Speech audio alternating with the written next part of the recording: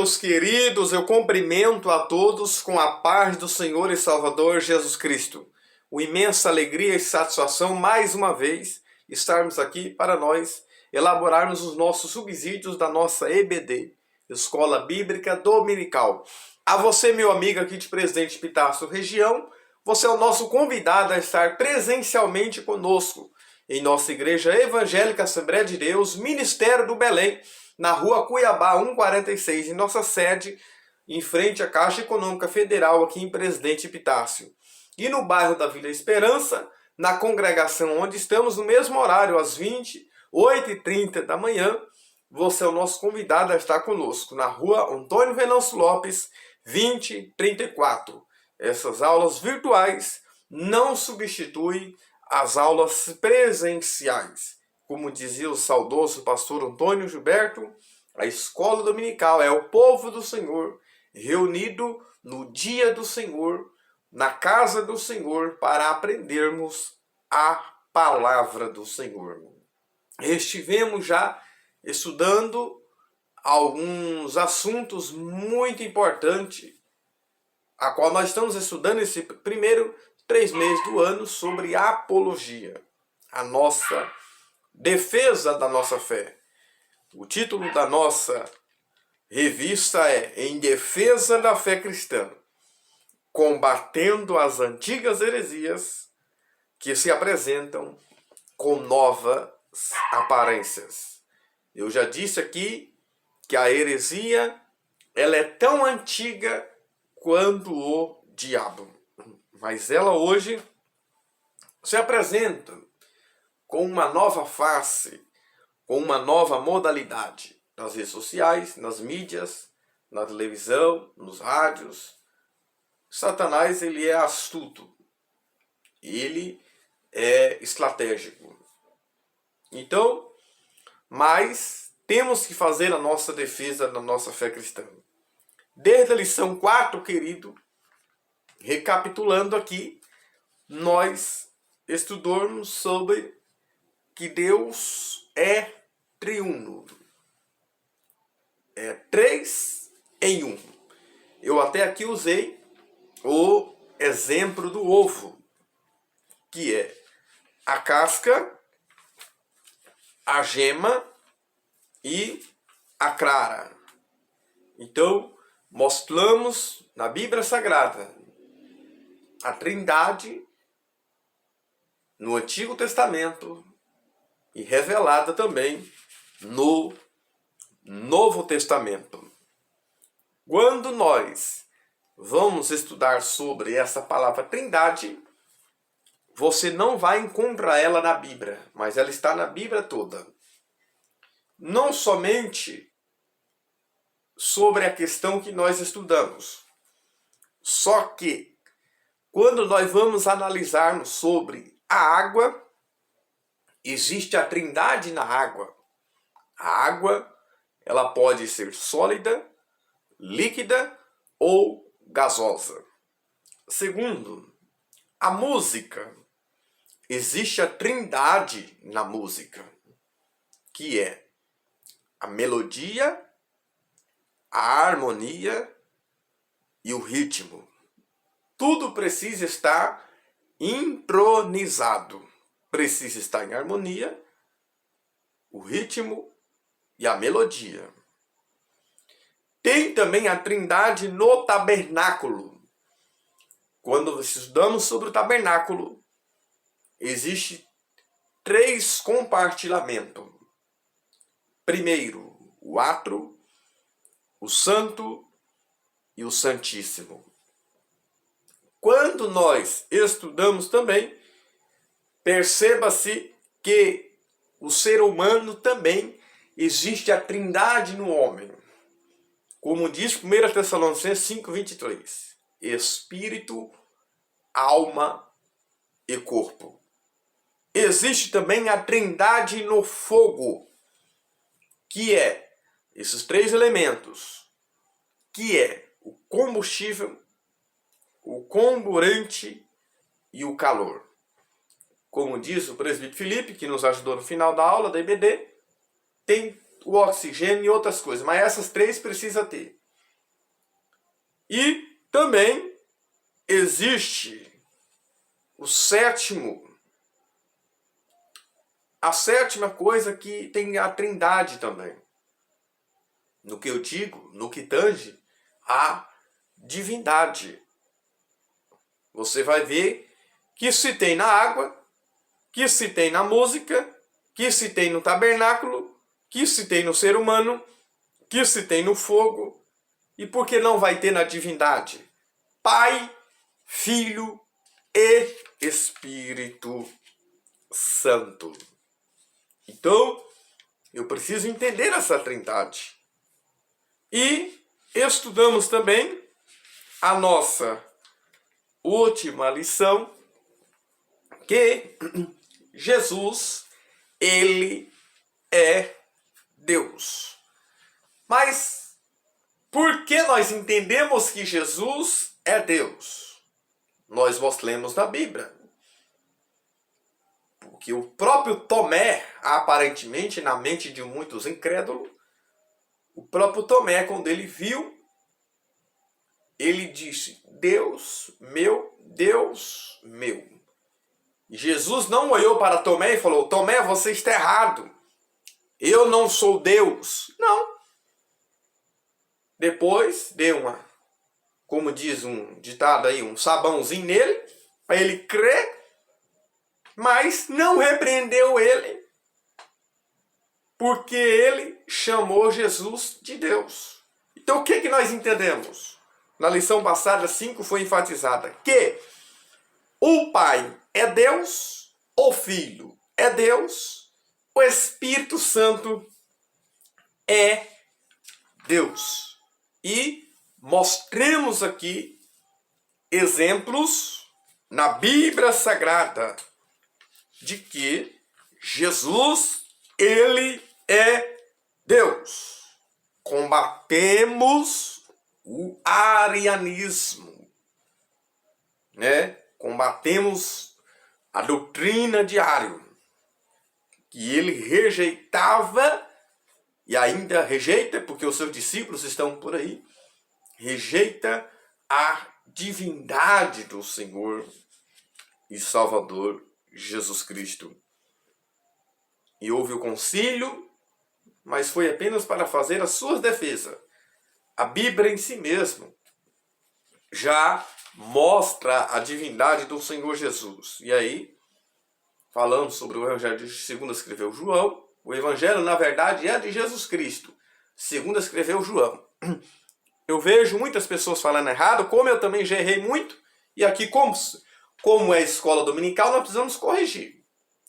O Evangelho não é de Lucas, o Evangelho não é de Marcos, o Evangelho não é de Mateus. O Evangelho do Senhor Jesus Cristo, segundo escreveu São Mateus. Já coloca ele em algo secundário. E outra, não é 4 também evangelho. É bom nós entendermos isso.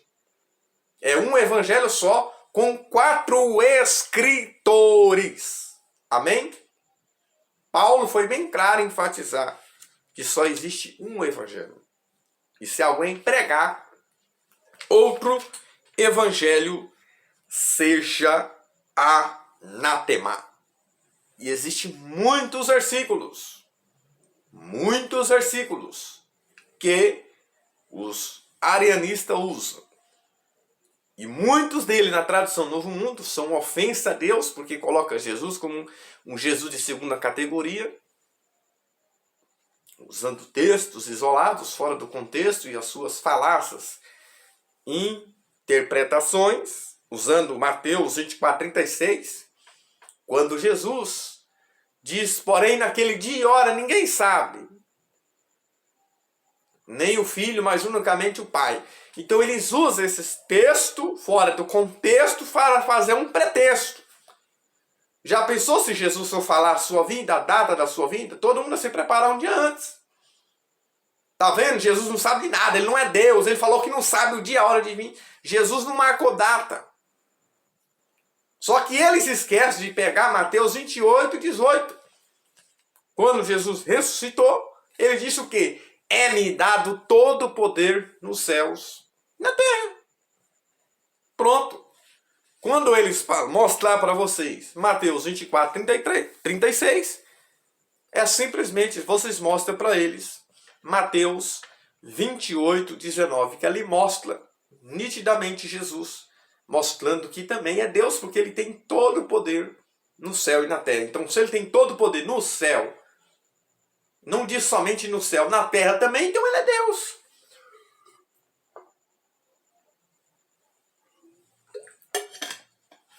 Então eu creio que ficou bem claro para os irmãos nessa aula que nós entendemos também que Jesus é Deus.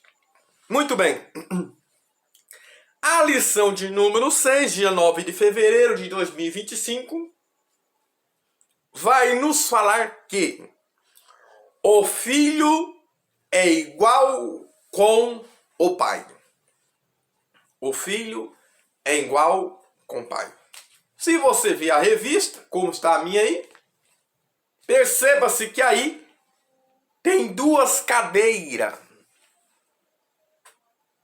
E essas cadeiras, perceba que tem uma nuvem para lá, igual. Tem uma nuvem para o lado esquerdo, igual. E tem uma nuvem no meio, semelhante também em forma de triângulo. Isto mostra o quê? Que o Filho é igual com o Pai. Quando, queridos, eu vejo essas duas cadeiras, eu lembro daquilo que está lá em Apocalipse, capítulo 3. Apocalipse, capítulo 3, versículo 11, ou seja, não, 21, diz assim: ao que vencer, lhe concederei que se assente comigo no meu trono, assim como eu venci e me assentei com meu Pai no seu trono. Veja que aqui vai ficar um trono vacante, que é o de Jesus, a qual ele tem uma promessa para os vencedores. Só que aqui Jesus, ele disse que venceu. Ele venceu e se assentou com meu Pai no seu trono. Outro versículo que eu vejo de muita relevância, o professor ou professora lê também na sala de aula, é que vai mostrar uma igualdade do Filho com o Pai. João capítulo 5, versículo 21, diz assim: pois assim como o Pai ressuscita os mortos e os vivifica, assim também o Filho vivifica aqueles que quer.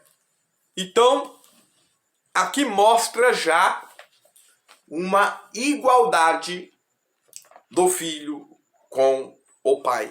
Então, enfatize isso, professor, que o Filho é igual com o Pai. Só que este igual com o Pai, para você entender melhor, nós podemos usar a Bíblia, além da Bíblia, a declaração de fé, que foi escrito pelo próprio pastor Ezequias, que é o escritor da revista, né, que ajuda na colaboração. No capítulo 2, o item 5 da declaração de fé, diz assim: é importante que todo professor ou aluno, se puder adquirir, é muito importante. Diz assim: o Senhor Jesus Cristo é, desde a eternidade, o único Filho de Deus. Veja, o único Filho de Deus. O único Filho de Deus. E possui a mesma natureza do Pai. Então, nós combatemos nessas aulas passadas os unicistas, que diz que em algum momento Jesus foi criado. Mas nós não vemos na Bíblia que ele é eterno também. Possui a mesma natureza com o Pai, como afirma os credos, consubstancial com o Pai. Em grego é homousion topatri, que significa da mesma substância com o Pai. Qualifica a unidade de essência do Pai e do Filho. Jesus disse, eu e o Pai somos um. Ele é a segunda pessoa da Trindade e é que foi enviado pelo Pai ao mundo. Então, quem foi enviado ao mundo pelo Pai foi Jesus. Nós já entendemos que Jesus, ele é distinto do Pai. Ele é igual em essência, em natureza, em poder, em majestade. E perceba que quem morreu na cruz foi Jesus, não foi o Pai. Então esses louvores que fala aí que é o sangue de Deus que foi derramado é uma heresia. O que foi derramado lá na cruz foi o sangue de Jesus. Tá bom? Principalmente desses unicistas mesmo do Voz da Verdade, que eles louvam esse louvor. Então, vejamos só. Ele é a segunda pessoa da Trindade, que foi enviado pelo Pai ao mundo. Ensinamos que o Filho se fez carne. Veja, ele se humanizou, foi o Filho que se humanizou, possuindo agora duas naturezas, a divina e a humana, sendo verdadeiro Deus e verdadeiro homem. Então, depois continuo dizendo sobre a concepção e tal. Então, Jesus, o que nós entendemos? Ele é 100% Deus e 100% homem. Jesus não é 50% Deus e 50% homem, não. Ele é 100%. Ou, em outras palavras, Jesus é totalmente Deus e totalmente homem. Então, isso é muito importante nós entendermos. A nossa introdução vai ser bem clara, querido, que vai mostrar exatamente no Evangelho segundo escreveu João também, da nossa leitura em classe, né, em João 10, do 30 ao 38. Essa porção nos mostra que João é uma das mais contundentes em mostrar que o Filho é igual ao Pai. Afirmar que Jesus é o Filho de Deus, mas não o próprio Deus, é uma contradição em si mesmo. Então, afirmar que Jesus é o Filho de Deus, mas não o próprio Deus, é uma contradição em si mesmo. Então, o professor enfatize isso na aula. Tá? Jesus, como diz lá em João, o próprio João diz, segundo escreveu João 1:1, no princípio era o Verbo. E o Verbo estava com Deus e o Verbo era Deus. O Verbo é o que? A palavra, ou a palavra logos, quer dizer, a palavra verbalizada ou racional verbalizada, falada. Jesus é a palavra. Então, o que é importante nós entendermos, queridos, que Jesus é esta palavra. Alguns dizem que lá no céu você tem que aproveitar, queridos, o máximo de palavra aqui, porque lá no céu não vai ter palavra. Isso é uma heresia, querido. Lá no céu só vai ter louvor, não vai ter palavra. Por que é uma heresia? Porque o próprio Jesus, ele é a palavra. Queridos, o próprio Deus colocou a palavra acima do seu próprio nome. O Salmo 138, às vezes nós não se atemos muito à leitura, e senão nós não fazemos aplicação. Mas algumas leituras é importante nós entendermos. O Salmo 138, verso 2. Inclinai-me-ei para o teu santo templo, e louvarei o teu nome pela tua benignidade e pela sua verdade. Pois, olha só, gente, engrandecer-se a tua palavra acima de todo o teu nome. Deus engrandeceu a palavra acima do seu próprio nome. Isso significa o quê, gente? Que Deus, quando quer tomar alguma atitude ou alguma decisão, Ele toma essa atitude baseada na palavra. Pelas nossas palavras seremos julgados, pelas nossas palavras seremos condenados. Pelas palavras vou ser julgado, essa palavra também me salva e essa palavra também me condena. A mesma palavra que me traz salvação é a mesma que vai me trazer condenação. É aquele negócio, eu creio na Bíblia. Eu creio na Bíblia. Quem não quer cumprir a Bíblia vai cumprir nele. Quem não acredita que quem não aceita Cristo e não nasce de novo não vai para o inferno, ele vai assim mesmo, porque a Bíblia vai se cumprir nele. O mundo pode não cumprir a Bíblia, mas a Bíblia ela cumpre no mundo, ela se cumpre no mundo a cada dia. Nós vemos a palavra se cumprindo, porque Jesus, ele é a palavra, né? A tópico 1, né, a doutrina bíblica da relação do filho com o pai, a ideia de filho. O conceito de filho no pensamento judaico implica a igualdade com o pai. E uma das ideias de filho na Bíblia é a identidade de natureza. Isso pode ser visto no paralelismo poético do salmista. Que é o homem mortal para que lembre dele? Com interrogação. E o filho do homem para que o visite? Então, quando falamos sobre filho, né, essa ideia de filho, nós entendemos que fala de uma identidade. Fala de uma identidade. Então, isso mostra o quê? Aí depois continua dizendo, a ideia de homem mortal repetida como em filho do homem. Então, geralmente quando se fala em filho, mostra uma paternidade. Porque o próprio Senhor Jesus, usando alguns textos, né, como, por exemplo, lá em Mateus 23:31, assim mesmo vós testificais que sois filhos do que mataram os profetas. Filho ali tem ideia de paternidade. Não significa que teve uma concepção biológica. Daqui a pouco vamos entender lá no muçulmano, porque eles fazem uma bagunça na questão de Deus ter filho. Então, é importante nós entendermos que filho não é somente biológico. A ideia de filho também é paternidade. Nós vemos lá em 2 Reis 2:3, os filhos dos profetas. Nós vemos muitos exemplos na Bíblia de filhos dos profetas. Não é que ele gerou, mas a ideia de paternidade. Jesus é o Filho de Deus. E aí tem um significado teológico. Ele é chamado de Filho de Deus. Jesus é chamado de Filho de Deus. No Novo Testamento, por que ele é chamado de Filho de Deus, gente? Não é que Deus teve um relacionamento com alguma mulher, de maneira nenhuma. Ele é Deus e ele veio de Deus. Então é para eles entender que Jesus, ele veio de Deus. Ele veio de Deus. Ele foi enviado pelo Pai. Jesus falou em João 5,17, meu Pai trabalha até agora e eu trabalho também. Então a ideia de filho aqui não é porque alguém gerou ou nascimento natural, porque o nascimento de Jesus não foi um nascimento natural, foi um nascimento sobrenatural. Ponto 3. O Filho é Deus. Essa expressão unigênito, gente, essa expressão unigênito é muito importante. Essa expressão unigênito, que vem de unigênis, ou seja, quer dizer o único, gênero vem de genética também, quer dizer o único da mesma característica. É o que veio do Pai. Então essa palavra unigênito quer dizer o único da mesma característica.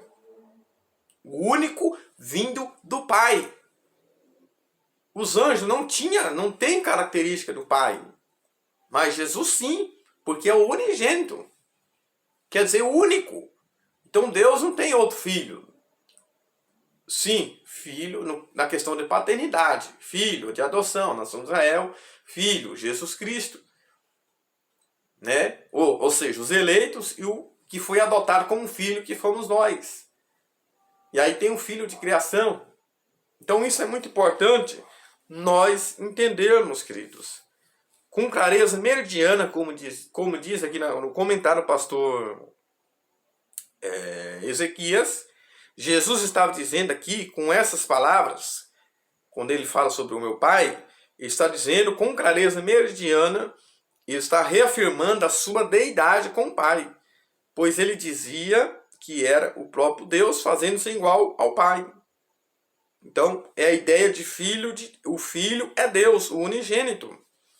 Nós temos outros exemplos na Bíblia, nos Salmos.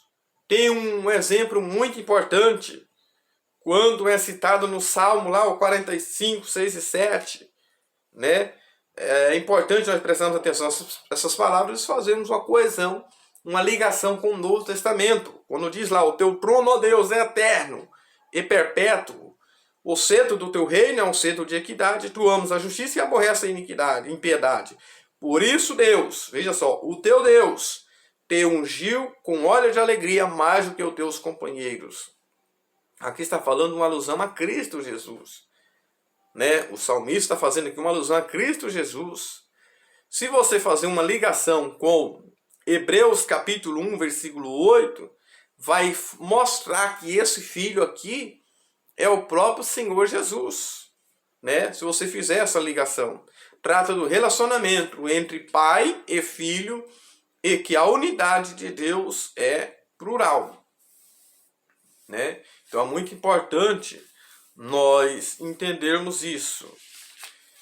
E aí nós vamos ver o nosso tópico 2, a falar sobre a heresia do subordinacionismo.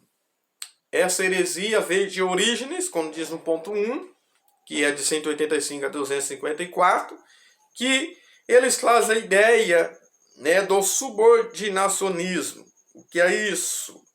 Que Jesus foi adotado como filho de Deus, essa ideia dos monarquianistas, né, dinâmicos, e tem outros também, não vamos citar aqui, mas o que ensina esses grupos de pessoas de Orígenes? Ensinam que é toda a doutrina que declara ser o filho subordinado ao pai ou um Deus de segunda categoria, ou seja, um Deus secundário, ou seja, menos divino que o pai. Nós já mostramos aqui na Bíblia que Jesus, ele é divino, tá? Ele é um ser divino. Ele não é inferior ao pai, ele é igual ao pai em essência. Ele é igual em poder, em glória, em majestade, né? Então, esses grupos colocam Jesus como um Jesus de segunda categoria, como alguém que não é nada. Depois vem as ideias neoplatônicas, né, do século II para o século IV, por aí, né, que houve uma crise no Império, né? Eles diziam que o único Deus, né, Deus é único e tudo foi criado a partir dele. Então mostra da filosofia árabe, também mostra Jesus como uma criatura. Jesus não é uma criatura, gente. Ele é criador também com o Pai.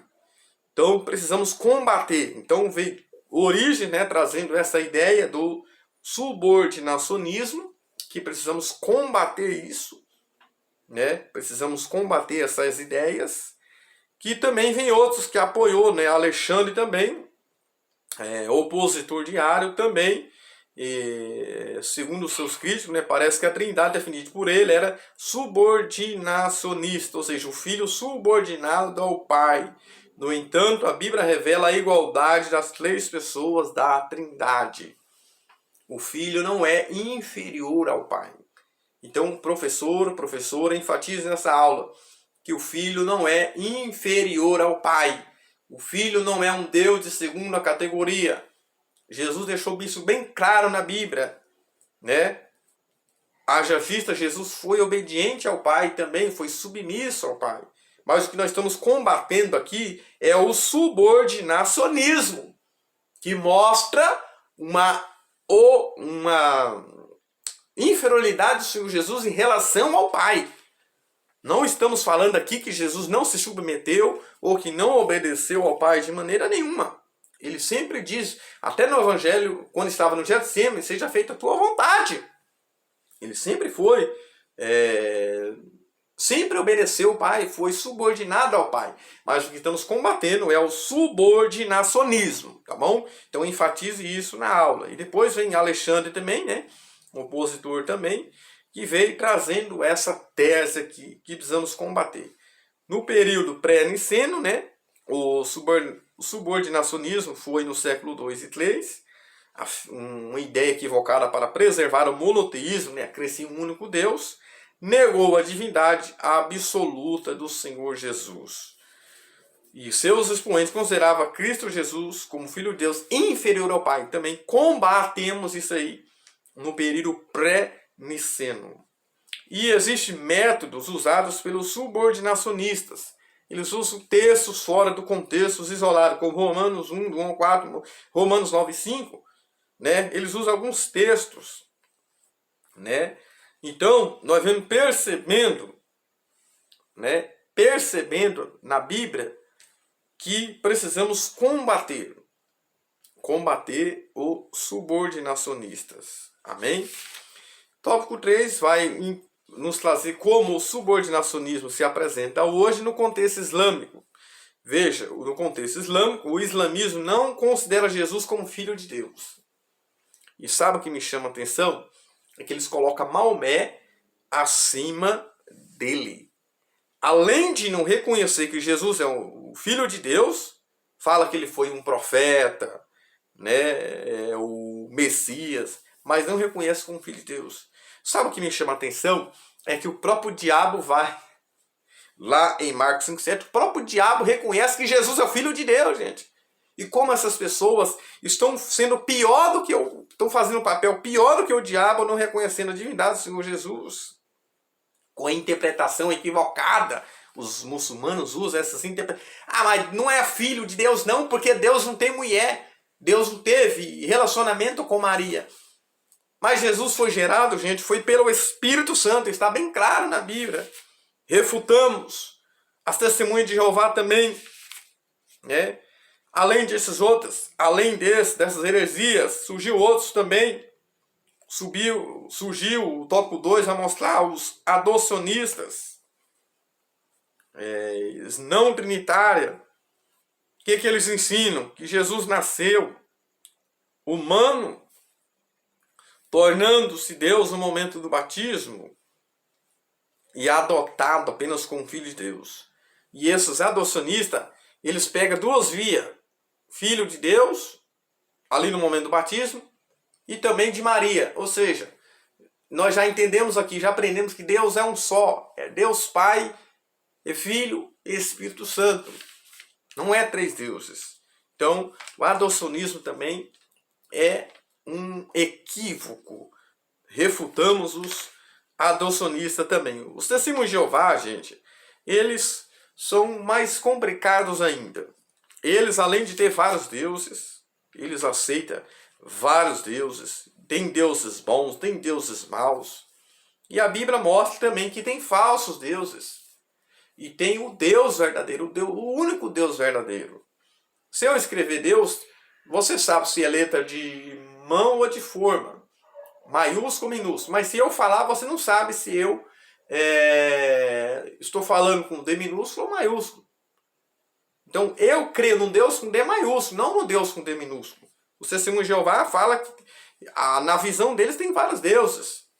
Para eles, testemunho de Jeová, tem o Deus Todo-Poderoso, tem Jeová, tem Jesus, tem os deuses menores, outros deuses.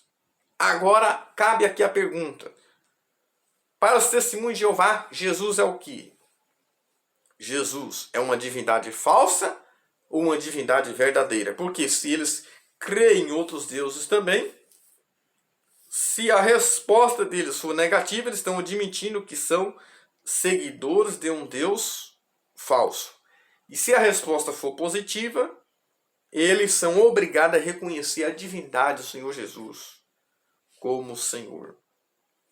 Então, queridos, aprendemos com essa lição, aprendemos com esse estudo. E professor, enfatize na sala de aula, professora, que o filho é igual com o pai. Amém? Que Deus abençoe a cada um de vocês.